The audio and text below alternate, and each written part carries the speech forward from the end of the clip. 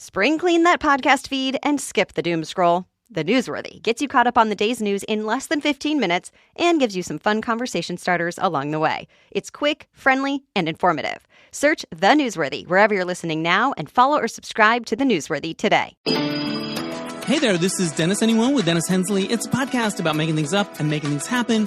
I love talking to creative people, and today my guest is Mike Albo. He is a writer. He's been a journalist for all kinds of different publications. He's written books like Hornito, and he's got a new audio original called Hologram Boyfriends. It's available on different audio services. It's essays about his life, but it's mostly about the big theme that unites it is sort of like this digital, this marriage of desire and the digital world, like apps and websites, and how it is to try to be a dating person or a sexual person, and how these newer technologies have affected that. So I related to so much of it. I relate to so much of Mike's journey. He's also in a comedy trio called Unitard that I've been seeing at Casita del Campo here in LA for many years. Nora Burns is in it, as is David Ilku, who was on the podcast not long ago with the Adam and Steve movie. So they're coming back to Casita del Campo on March 20th through the 22nd. I am going to be there. I'm not sure when yet, but I love their comedy. It's so smart, so dark, so funny, very uniquely them. I can't wait to see it. Before we get to the interview, though, I want to remind you that if you like this podcast, you can support it by going to DennisAnyone.net and leaving a tip in my virtual tip jar.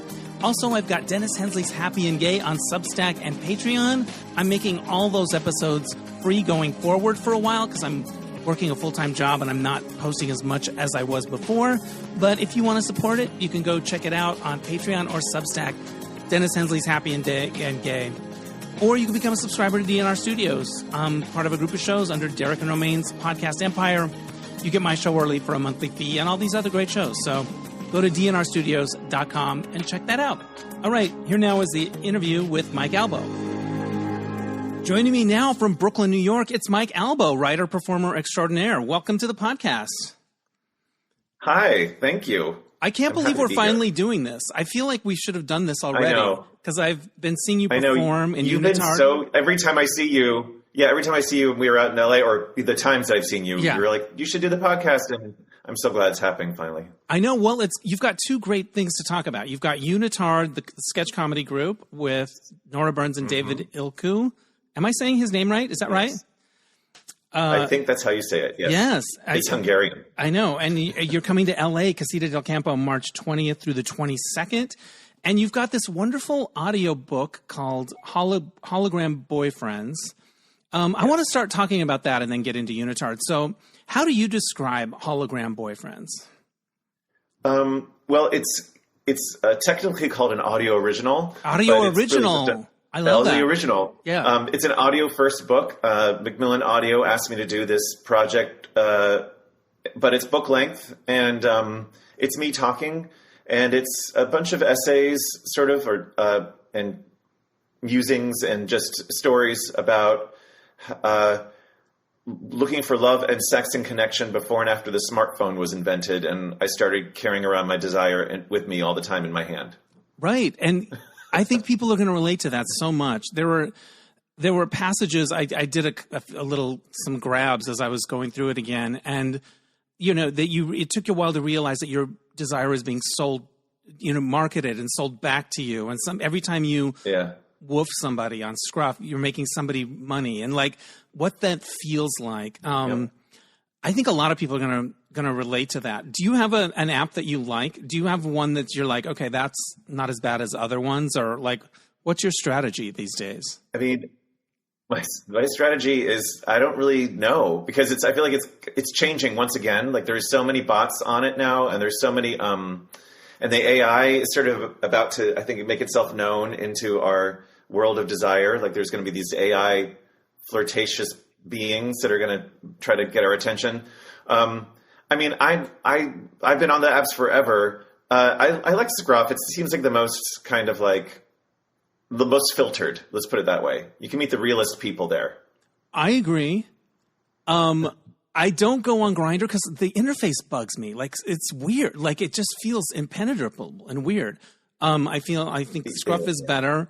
Whenever I get down on those things and think that they're horrible, I have met people that I never would have met any other way, including a guy that I dated for 2 seconds, would still marry, but he wasn't into it, and was a dentist, and now is a good friend. And I think about him, and I'm like, without Scruff, he wouldn't be in my life.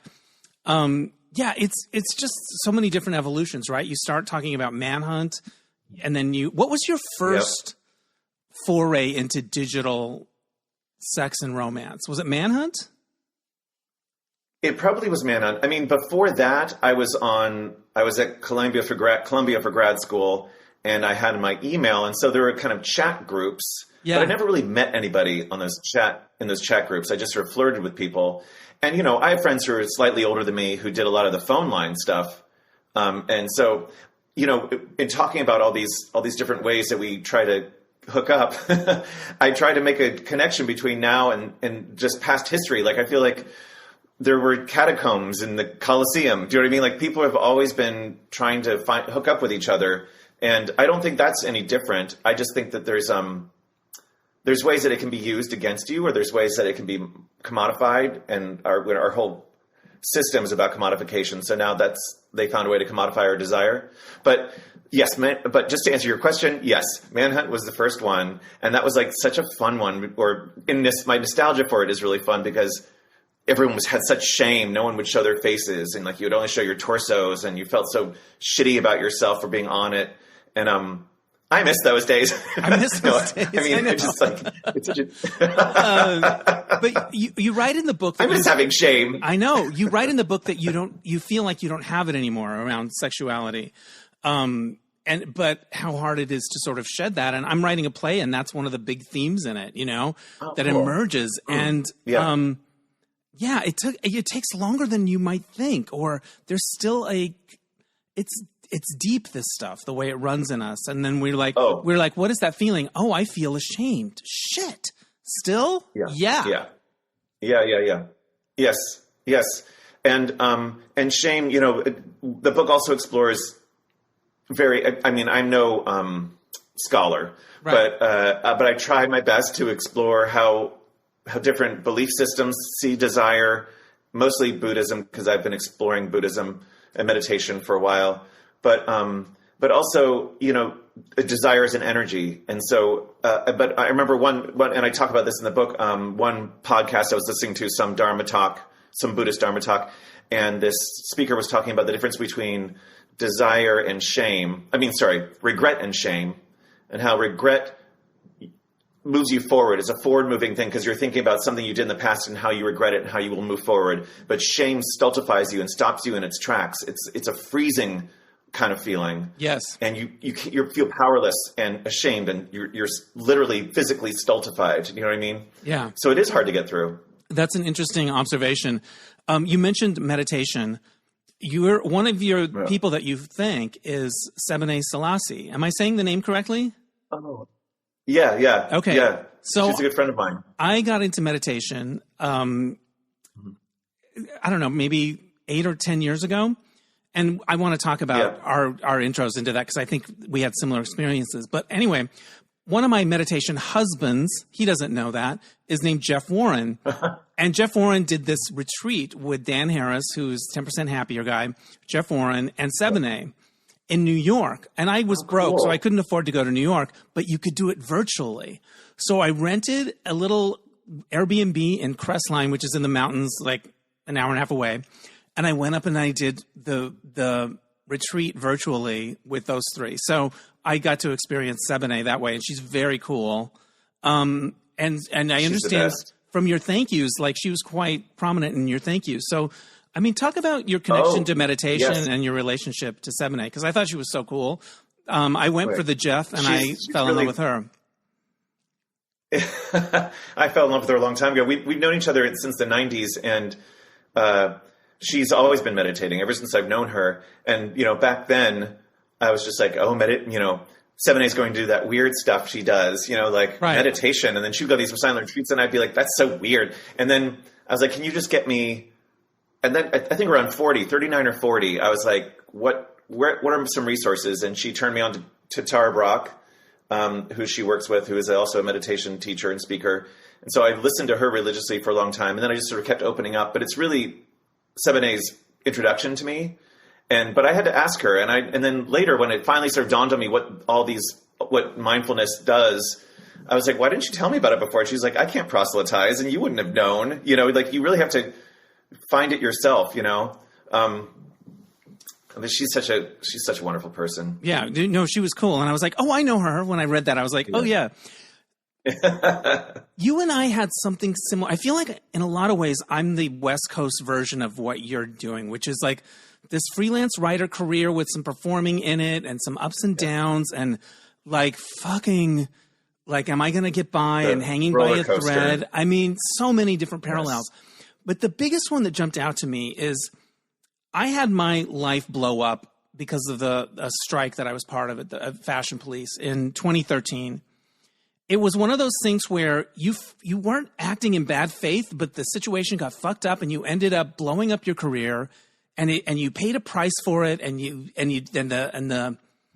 the trauma of it kind of emerges after. And you had a big break from the New York Times, which we don't need to go into, but I think the contours are similar. Like this thing happened, right? And and I would be a different person if that thing didn't happen. All of the stuff around positivity, mindfulness, optimism, all of my woo-woo practices, my gratitude list, all of it was born out of that explosion of my life. And I read about yours, and I saw how it happened, and then the things you got into afterwards, and I'm like, oh, I know this territory. Do you think your life would have been significantly different if that experience hadn't happened? I think mine shaped me profoundly. I love that you say it that way, and that's such a great way to think of it. Something that it's really sort of it's hard to talk about a career failure or a career down and have that be such an emotional thing. Like people, it sounds, you know what I mean? It sounds like such a thing you're supposed to be able to get over. Yes. And I know there were people in my life where like, if he keeps talking about that strike, but it exposed parts of me to myself over time. And and because you're not working, or I don't know how it worked for you, but I wasn't able to get back on my feet work-wise for quite a while. So you keep being re-traumatized by that thing because you're not working. And that's so interesting. I think one thing that I learned from it was I absolutely am a different person. The jokes I say on stage about it are, oh my God, I would have been such a cunt if I had stayed, if I had become successful at age 32 or whatever, I would hate me right now. Do you know what I mean? Like I would be doing like Ozempic for children commercials or something. I would be like the worst person in the world. Right. So,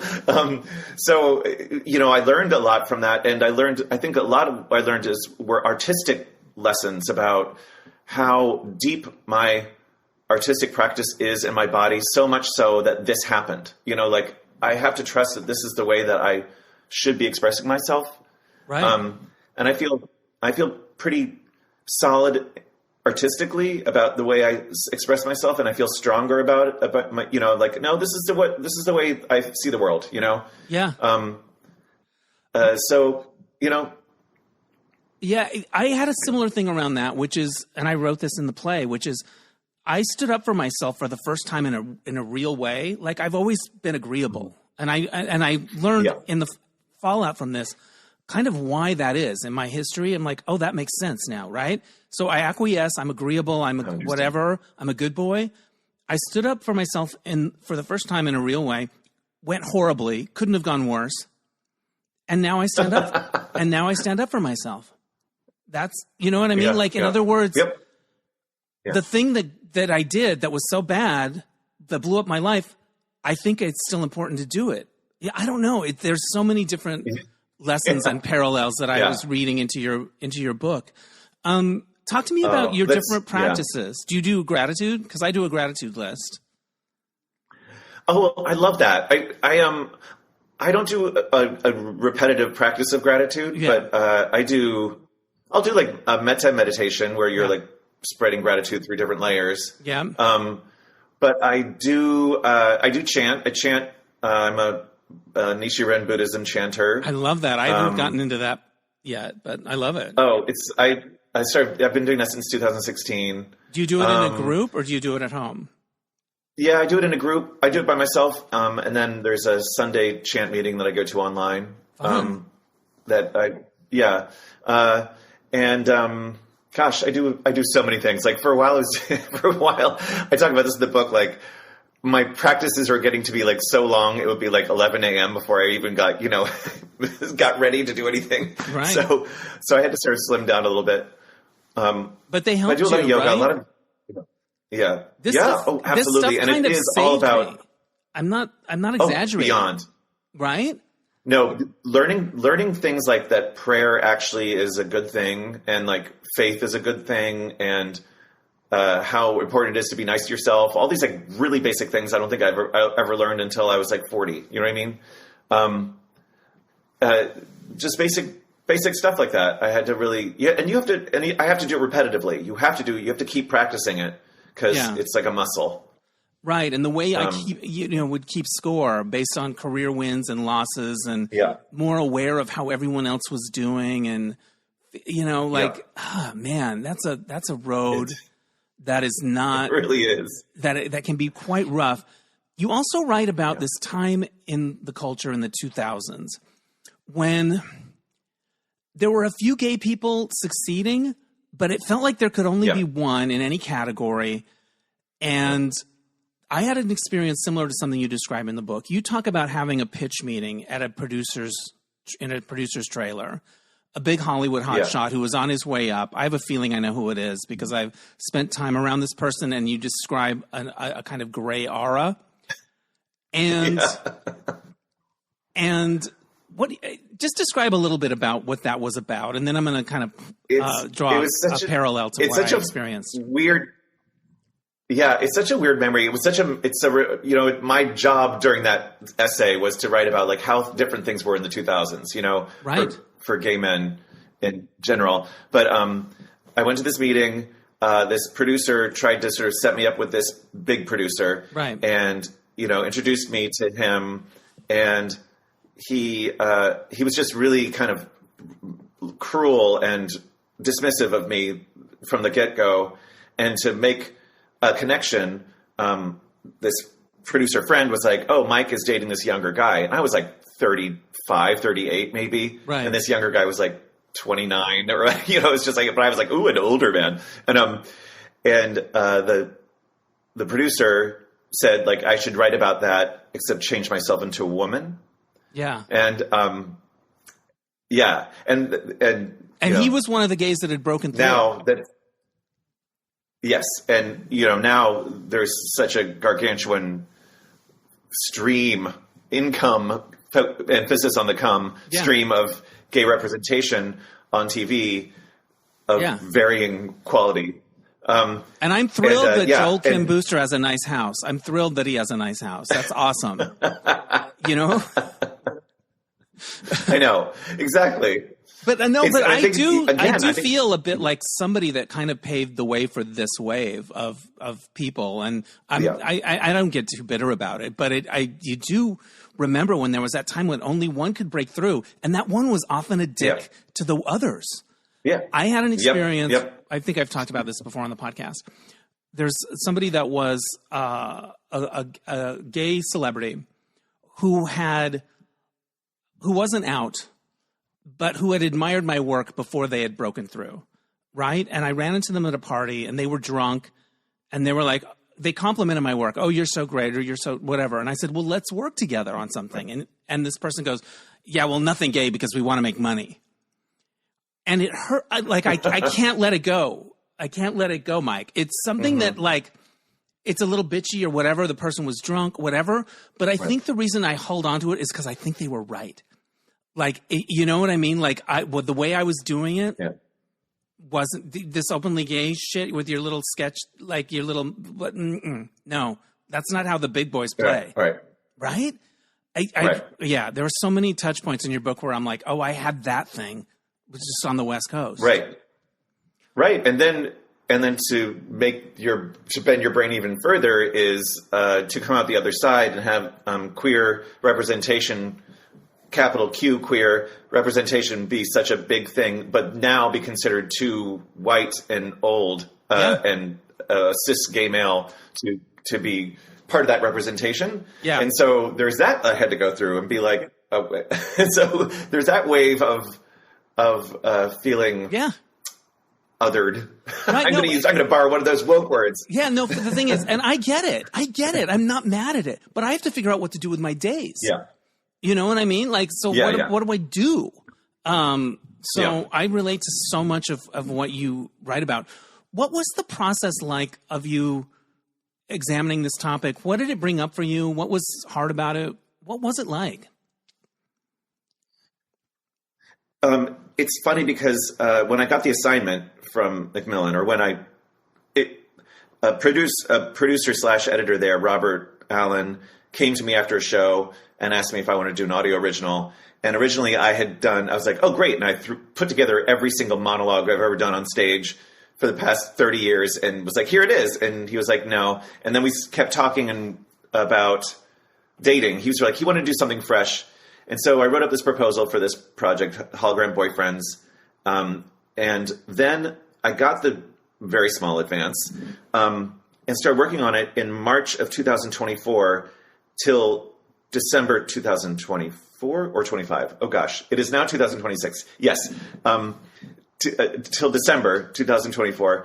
And in that time, all this weird stuff started happening to me. Like once I was like, I'm going to look at desire and dating on the apps and just think about it. Then all the most uncanny, bizarre shit started happening to me. And so it's really about that time that I was writing about it. Do you know what I mean? Right.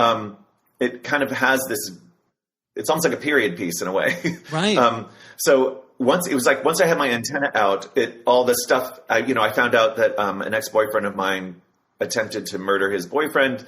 I would run into people, or weird things would happen to me about this subject. And so it is really about this time that happened. Right. I hope that makes sense. No, it absolutely does. I mentioned I'm writing this play.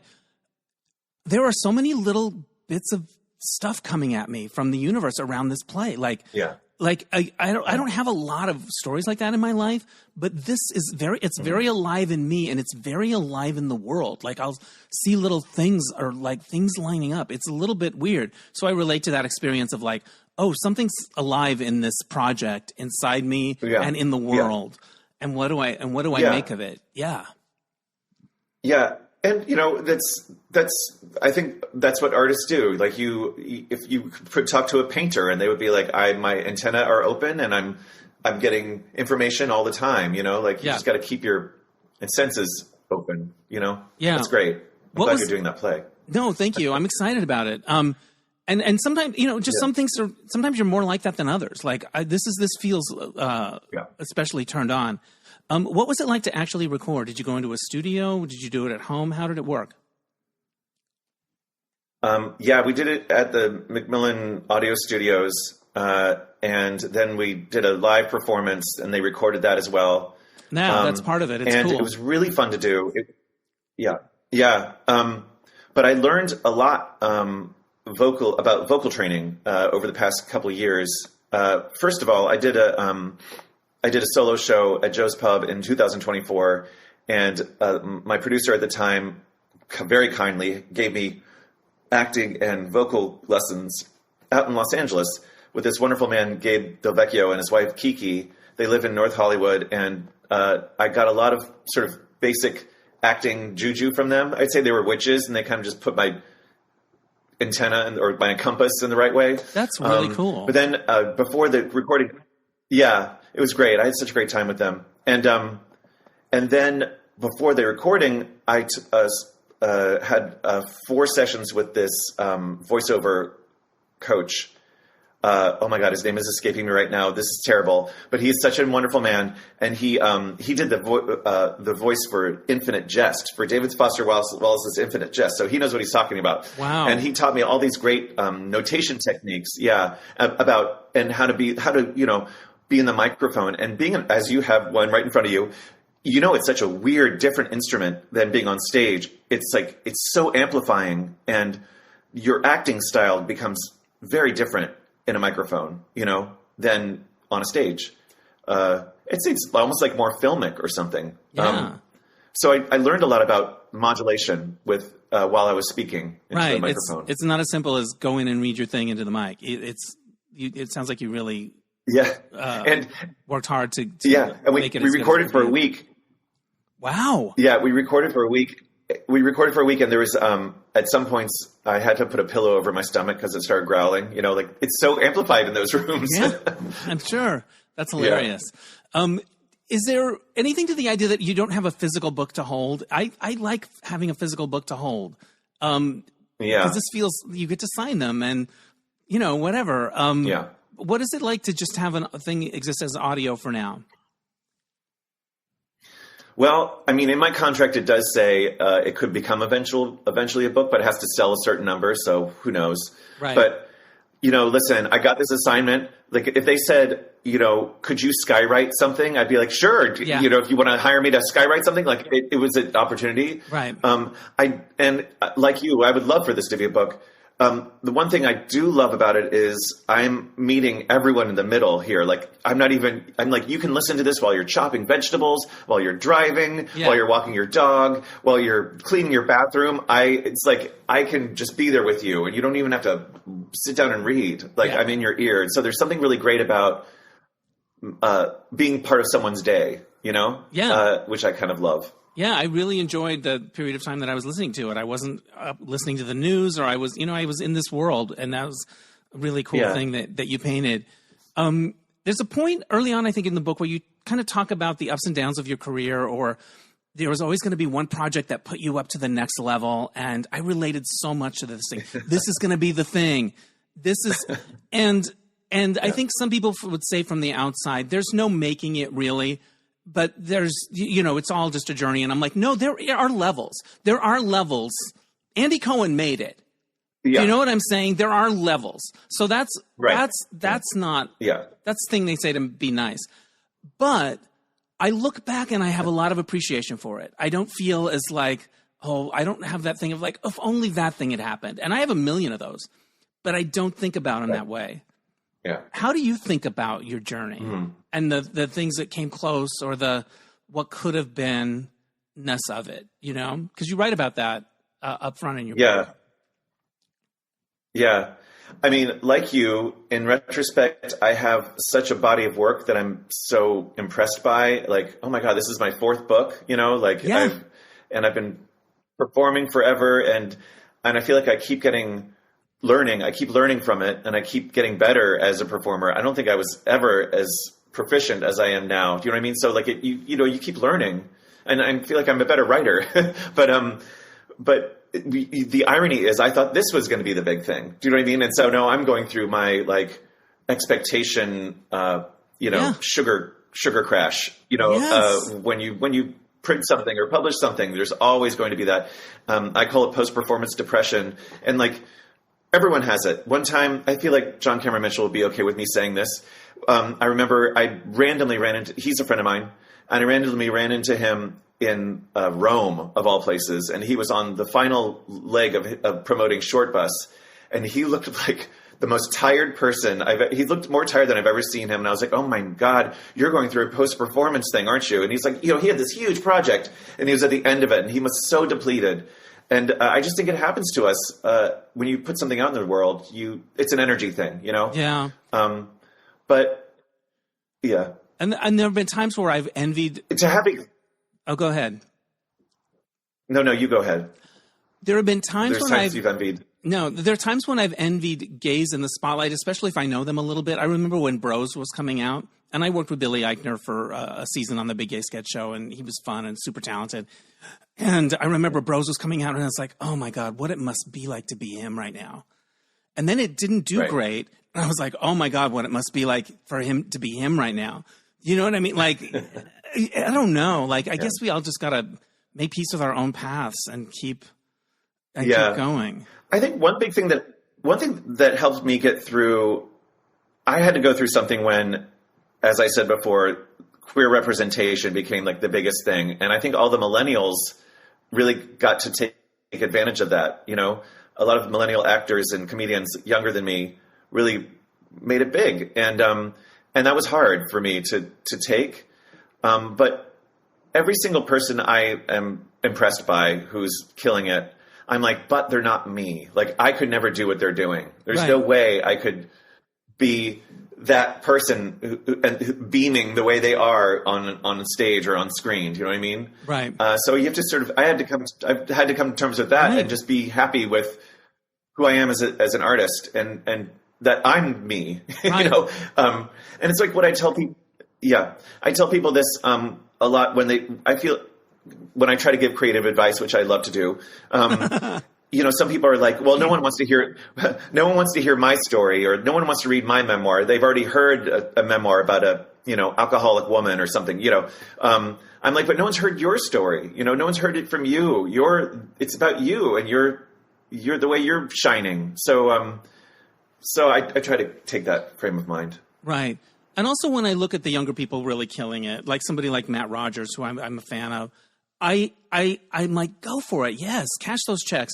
And also I feel a bit of a part of the road that came before. I feel like a bit of like somebody that was out before trying, and then there's the other sensation you have where I'm like, well, he's been around a while. He's getting up there. And I'm like, Dennis, you're 20 years older than him, at least. Like, if he's like not the new flavor anymore, then you're so fucked. You're a troll under the bridge. I'm like, Matt Rogers better figure out another move. Like, no, Dennis, you know what I mean? He's doing fine, first of all. And you're 100 years older than him. What are you thinking? Anyway, I relate to where you are in the world, the Gen X of it all of that stuff, the different things. Let me look at some of my other notes that I wrote down. You talk about MikeAlbo.com, your website, and I went and checked it out, and it is there. And I had a really cool website around the same time. It was Flash, and I designed the fuck out of it. It was like soda machines, and you would click a button, and it would make a sound.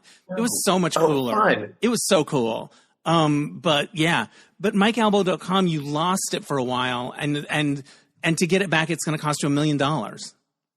It's going to last time I checked, it's going to cost $1,470, but that's $1 million to me. Yeah. And so I can't afford it, whatever it is. And it's stuck with this like Bulgarian pirate person. And I have no idea what my web designer for MikeAlbo.net, Brandon, was.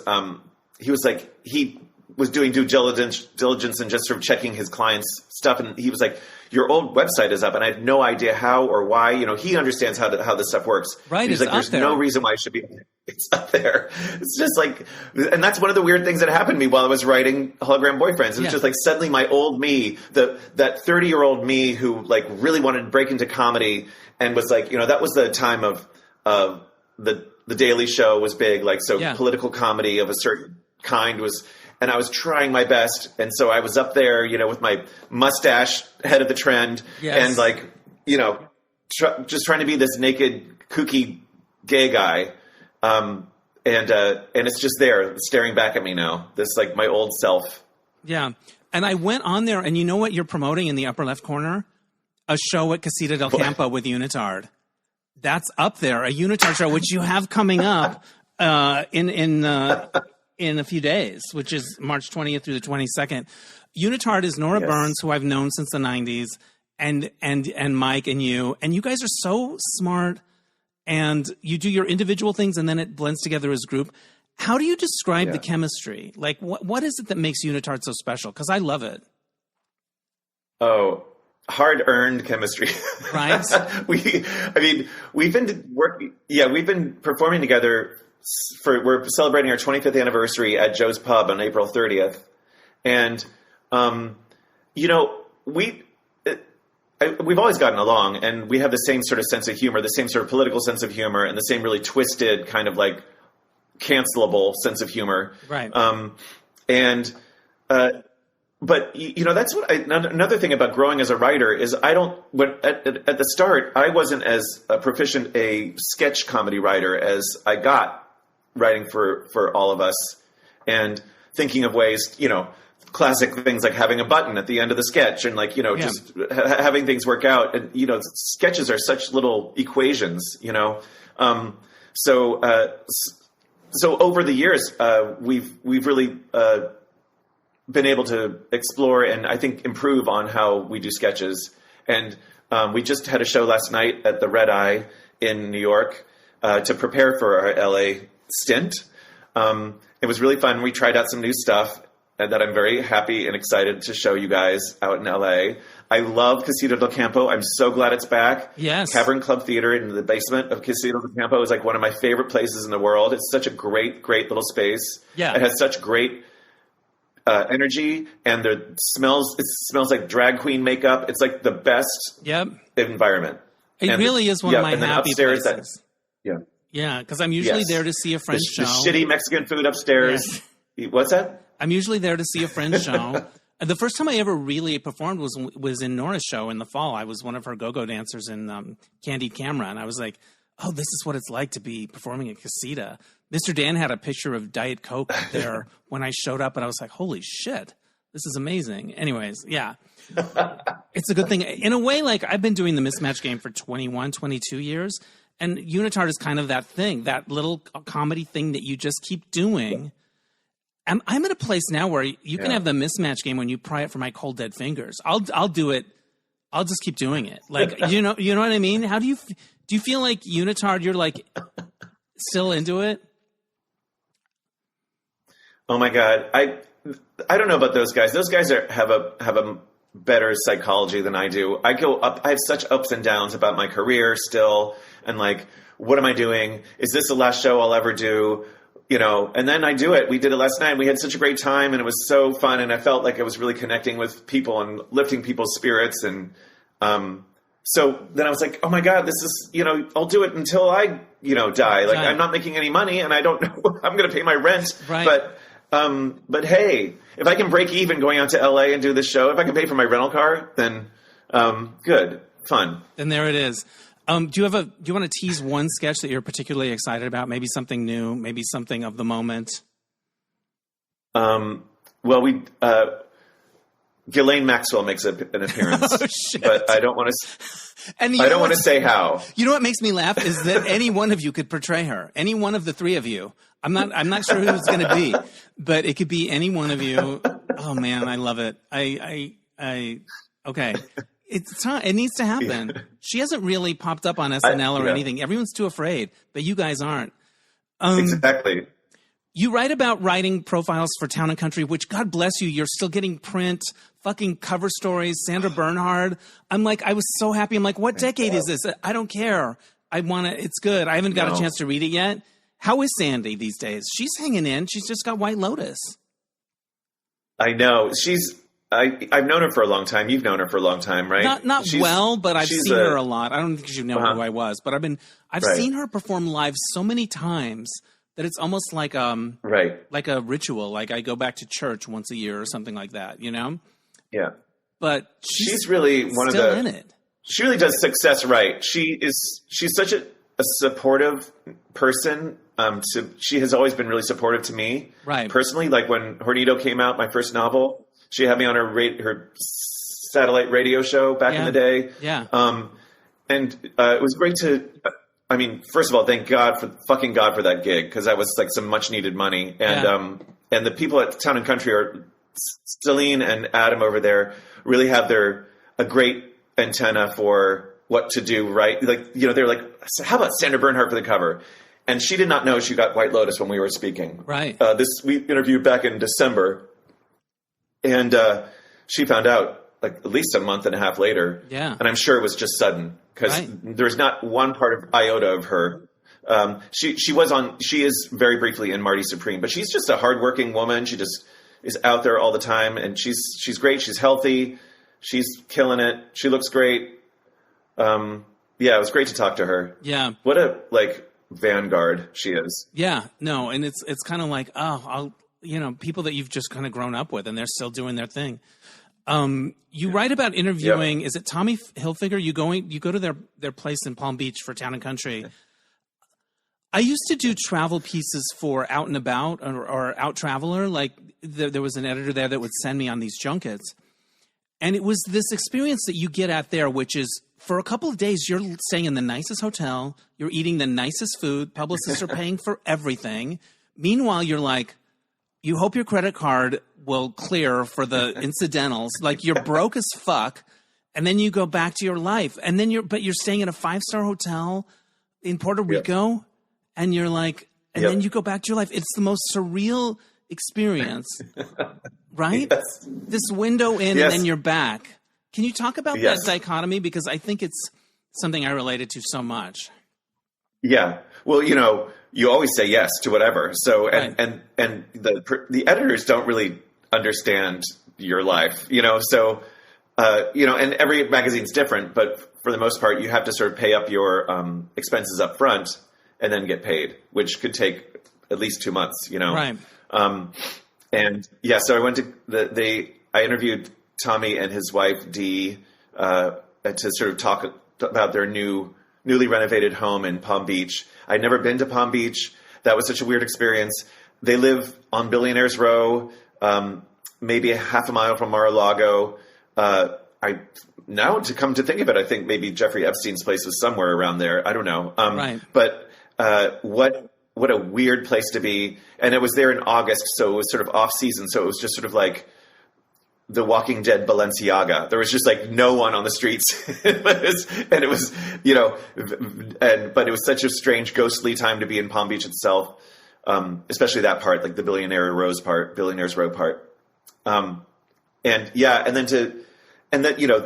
Tommy is a very nice guy. And, he actually, him and Dee, we talked at a table at their beautiful dining room table, and he just sort of asked me about my life. And he was actually he was interested in what I had to say. And they had me, perform the Underminer for them. So I did my character, the Underminer, for them. And then, person? Tommy's like, you should put that on YouTube. Yeah, I did it in person for them. I love it. So the Underminer is this character you did. You wrote a book about it, but it's somebody that's always undermining people. Like, how much did you do? Did you improvise, or did you do a chunk that you already knew? I have so many of those sketches stuck in my head, so I just did like maybe 5 or 10 minutes of the Underminer sitting in a chair at a restaurant with you. Telling you like, you look sick. Are you okay? You look tired. I'm so worried about you. I saw your ex-boyfriend, Yeah. He looks so great. He's doing Kung Fu. How are you? that thing. And you did that for Tommy Hilfiger. And did that make it into the piece? No, it didn't. I fucking love that you did that he was interested enough. And then you're like, fuck yeah, I'll do 10 minutes. Nice. Why not? Why not? I'm glad to hear they're nice. I'm really down on rich people at the moment. I'm fucking had it with them. And that's another theme in my play. But like, I find some of those environments really weird. And I don't know if you relate to this. Like, there's almost like a joy deficiency. Like, they can't access it. Everything is about money. Everyone has more than them or doesn't have it. Like, they see the entire world through those glasses, and they're heavy, those glasses, and they're not fun, those glasses, right? Yeah. What do you think about the really rich environments? Well, I keep bringing up Jeffrey Epstein, and I apologize in advance. But I'm fascinated with what that reveals, not just about the crimes, but about how those people are. Because you read some of those emails, and you're like, who are these weird people? Yeah. And I'm sorry I'm so bad with names right now, but there is this guy who was on the Ezra Klein show. Anand Giridharadas. Anand Giridharadas. He was great. He's my favorite. The Shaka white hair. And his whole take, if I paraphrase correctly, is, these guys, these tech bros, and all these people who have blobs of money thought that was going to bring them joy and thought it was going to bring them fun and bring them all the things. And so then Jeffrey Epstein comes along and he's partying. He's like Great Gatsby. Right. And they see this like Shangri-La of, 1,000 virgins, or, right. Literally. This is what I worked so hard developing that app for. And I want it. Yeah. Right. Yeah. And he also said something interesting to me that, that rich people, well, I didn't see Tommy and Dee working that hard, to tell you the truth. But, these guys work harder. That rich people work harder than they used to. There used to be like a leisure class. Right. But especially when you're getting into these tech guys, they're working their till they have bloody noses, and then they just need a release. So there's this tension, there's this stressfulness to them. And, as you hear, more money, no problems. They've just got problems. Yeah. What's it like now to be in New York under Mamdani? Do you feel any kind of difference? Not quite. I would love it if you or someone else came here and saw it. You know, it's like one of those things where I'm a frog in a boiling water, but in a good way, you know. Yeah. There is at least among a lot of people, a lightness. There's a lightness here, and it's its first warm day in like about a century, so everyone's feeling very happy here too. You know, I think it's still no one. I don't hear any grumblings yet. Yeah. There isn't any like, you know, well, he didn't do this yet stuff going on. Yeah. We're still in a bit of a honeymoon period. I'm waiting for people to start griping, which is just inevitable. Yeah. But hearing about the show snuffling and stuff, I'm like, yes, that's awesome. That sounds like a good thing. Like, it worked out. I agree. Yeah. What do you think about the future? Because you write about romance and relationships and boyfriends and things like that. I am not set up that great for the future.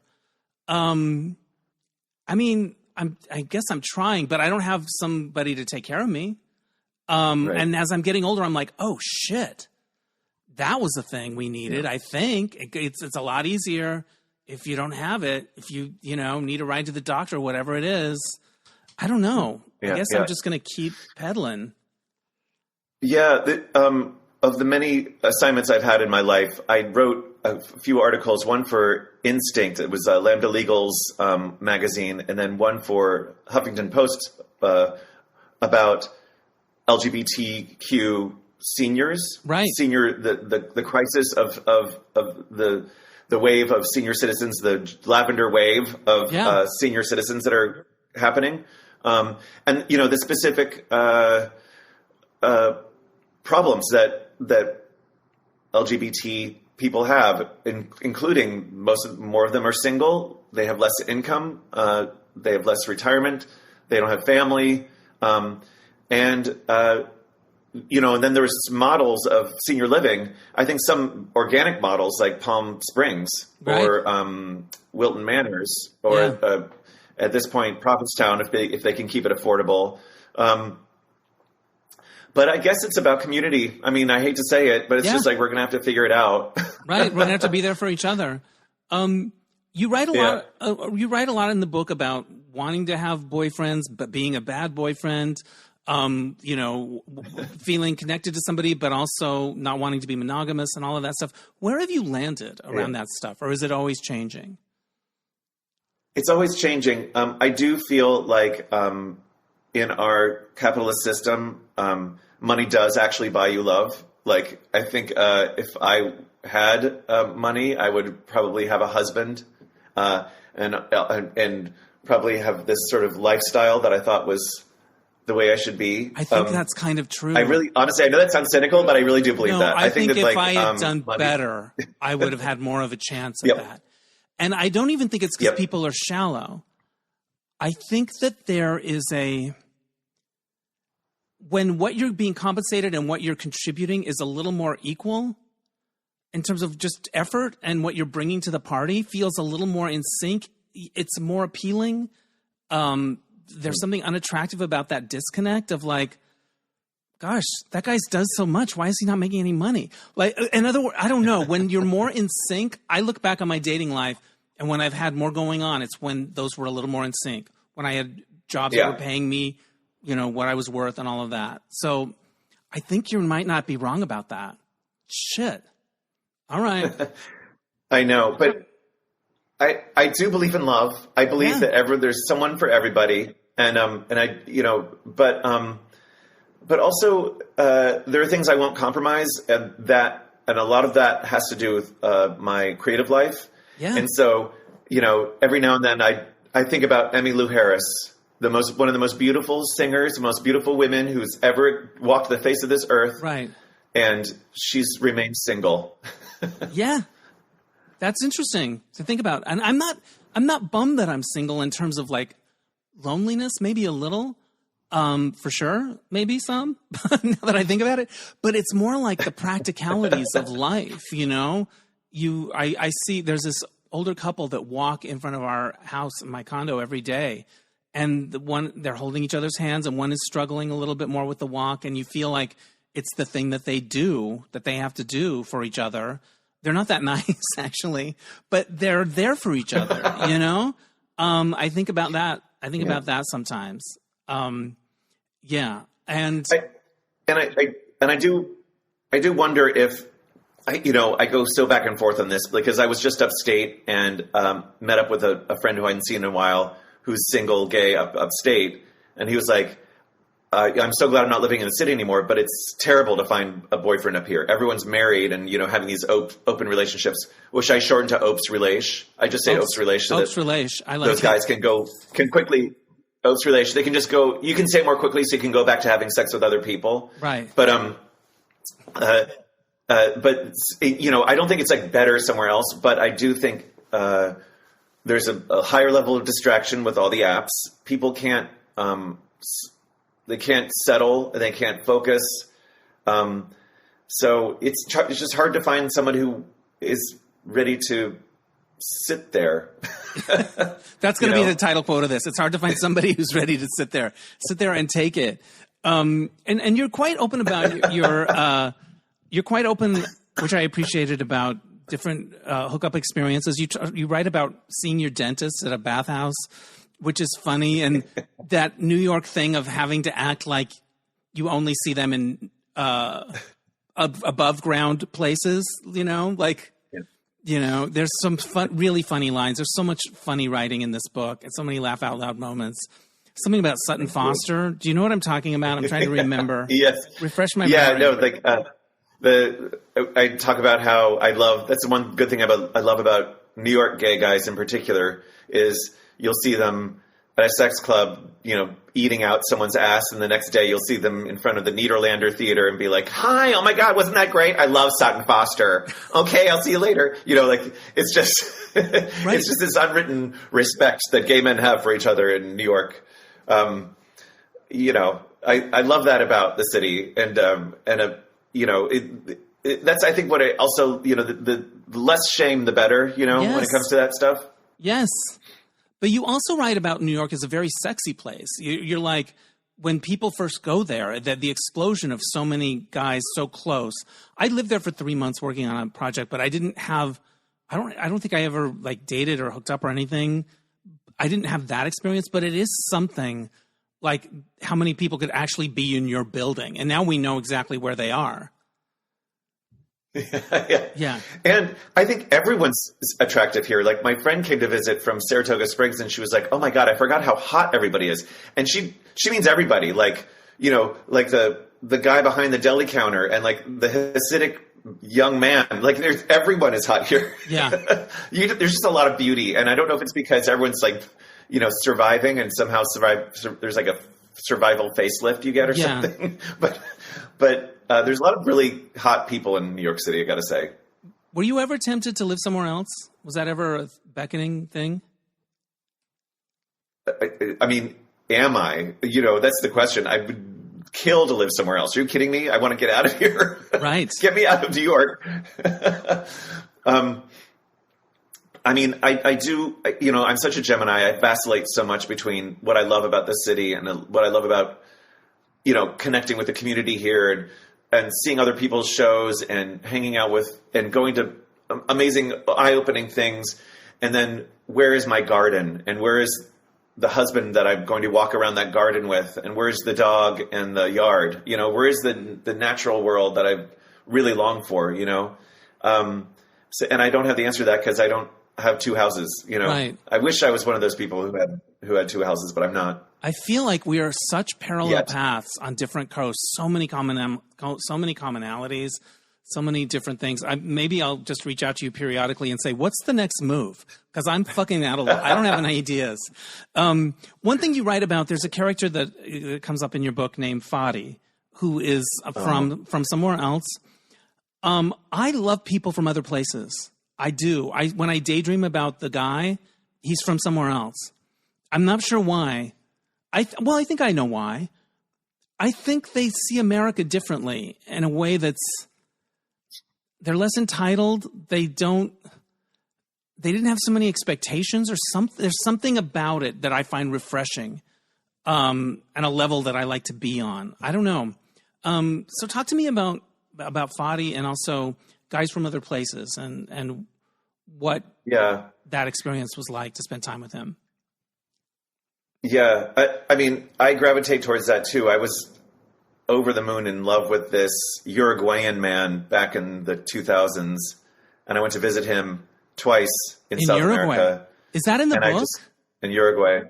Did you write about that no, in the book? It was a whole different thing. Right. I know. I was like, maybe I'll write about it sometime. Right. Yeah. But in the book, not only do I talk about Fadi, who's not his real name, but I mention this Chinese man that I dated, Lee. Yes, the sweetest. Who's named Lee in the book. The sweetest, most beautiful man. Yeah. And his view of America was also fascinating. You know, he to him it still is the land of opportunity, and he's a hardworking. He was busting immigrant, his ass. Busting his ass, and also, you know, telling me about how hard it is for him to make a living in China because of the nepotism there. Yeah. And but Fadi is from a war-torn country, sought asylum in a Northern European country. I'm trying really hard to keep him as clean of detail as possible because I don't want to, you know, put him in any danger or anything. And we met online, and I didn't really trust he was real at first. And then we kept talking, and he's a very sweet guy.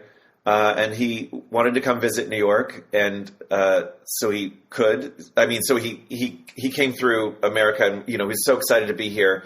And then the hilarity ensues because there is there are a few physical laws in the world. There is gravity. There is the fact that the sun, you know, the earth revolves around the sun. And the third physical law is that you can't bring a gay guy to New York for the first time and think that he's going to remain focused on you. Like, it's just impossible. There's too many distractions. Much going on here. And there were things you write about, and I relate to this so much. I would be the same way, where you're like, I'm open. It's, you know, I know you're chatting with other guys or whatever, but at the same time being hurt when there is other guys, you know, and you're like watching him kiss another guy or whatever at the beach, and you're like, fuck, Fadi, what are you doing? You're so, you know, like, I was on board for all of that, but also a beautiful thing all in all. And a great friendship to have in your life, right? And somebody you wouldn't have met if it weren't for these devices. That's exactly right. I can't see this as a whole negative, and I think that's another thing I sort of grapple with in Hologram Boyfriends is I really don't. I'm not writing the book that's just like, why America sucks now and why we're all going to hell and AI is awful. I didn't want to be that way, because I think these are devices that human beings have been using technology for a few years now. So it's about finding the things that are constant inside us, and the things that are constant inside us are love and desire and jealousy and envy and things that we've all experienced, these emotions that we've all experienced since the beginning of time, you know? And Fadi he really showed me a lot of stuff. I learned a lot, especially about energy from him.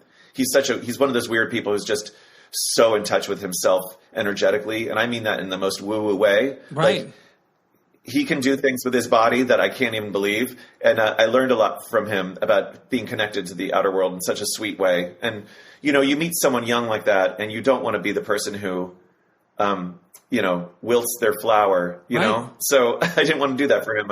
I just wanted to enjoy him at the time. But, we did have there's some melancholy to it. Absolutely. And I felt that. I would have been the same way. How's he doing now? I think he's doing okay. I keep in touch with him through Instagram, and it seems like he's doing his thing, and he's performing, and it seems like he's nice in a good space. Yeah. You mentioned Instagram, and there's a story in your book about somebody showing you Facebook chats that are like dig up this horrible thing that you didn't want to know. And I don't think we were meant to know that much about so many people, like to have all of that information in our head. The party we missed, the trip we didn't go on. I don't think we were meant to have all of that. And we just, over the span of a few years, we're being asked to evolve to have those kinds of brains. How do you think of the social media, not the hookups apps, but like your Facebook, Instagram, things like that? How do you think about them now? Because I get no joy in posting things. It doesn't give me anything. I'll do it sometimes to promote things or whatever. And I'm not proud of it. I'm not like, I don't use it. But also I try to keep my range of emotion like here, like a little bit, you know, whatever. But there are people that really live out loud on there and open up their hearts and talk about things. How do you think about those apps and managing them in terms of your mental well-being? That is a very good question.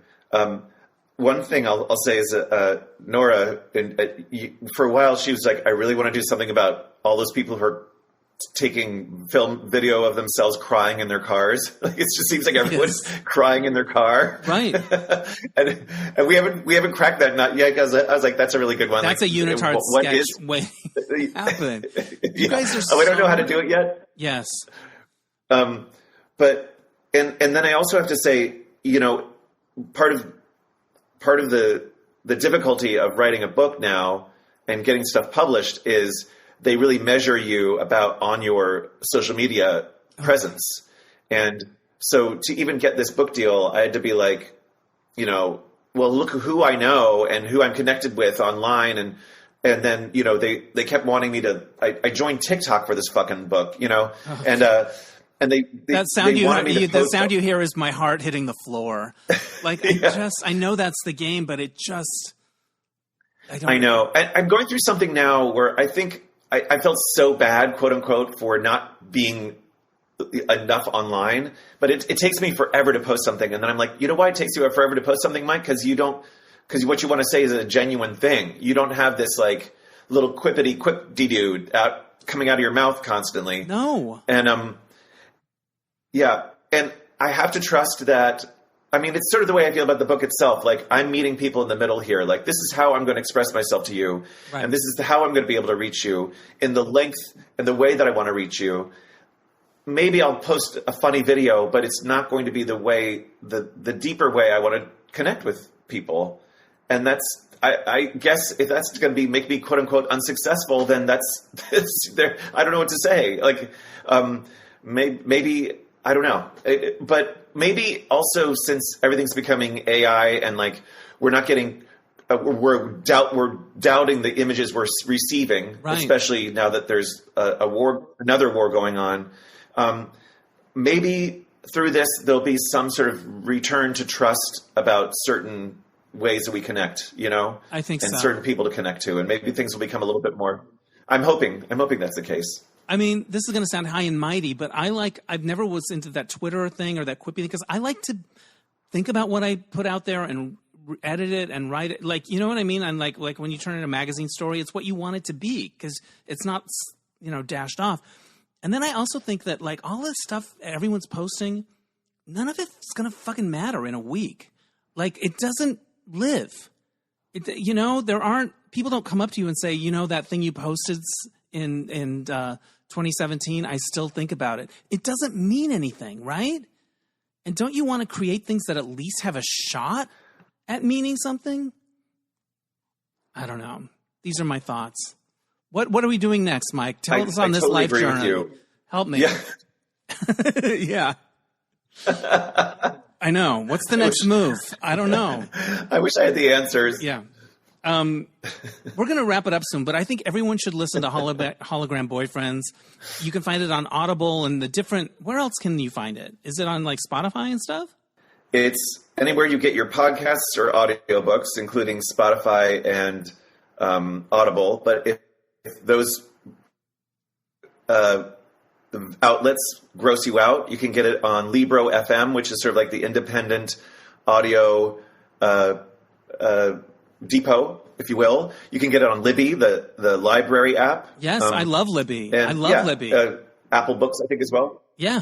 Well, people should check it out. And if you're in LA, come see Unitard March 20th through the 22nd. I will definitely be there. I can't wait to see what you guys have cooked up. Here's my final question, I think. Well, I have two. I wrote this down. I noticed it on my list.